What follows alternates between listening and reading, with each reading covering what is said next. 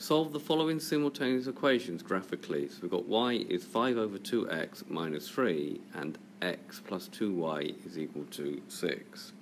If we draw ourselves a set of axes, so we have, make sure you draw these with a ruler. Sometimes these are drawn for us, but make sure that you label the axes. So this is x and this is y. Let's take the first equation.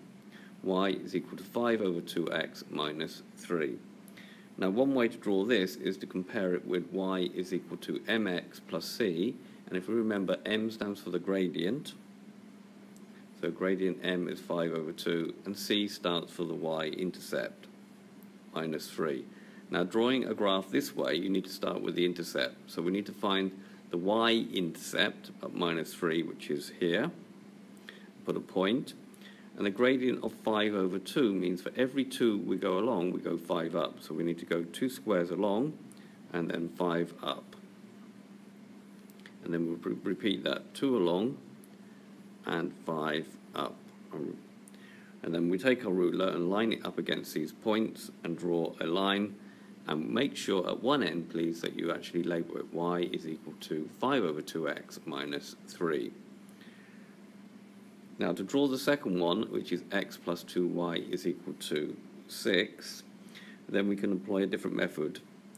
We can look to see where this graph actually cuts the axis. So when y is equal to 0, and when y is equal to 0, you're looking to see where it cuts the x-axis, because that's the line y is equal to 0.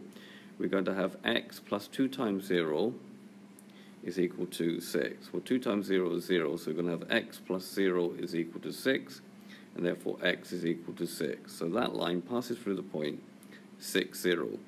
So we need to find the point 6, 0 and put a point there. And then we repeat the process, but this time we let x be equal to 0. If x is equal to 0, we're going to have 0 plus 2y is equal to 6. That means that 2y must be equal to 6. And then dividing by 2, we're going to have that y is equal to 3. So that means that graph must go through the point 0, 3. So 0, 3, which is that point there. So drawing that up, again, join these up with a ruler and label the line. Now, the point of intersection is this point here, where x is 2 and y is 2. So the solution to these two simultaneous equations is going to be x is equal to 2, y is equal to 2.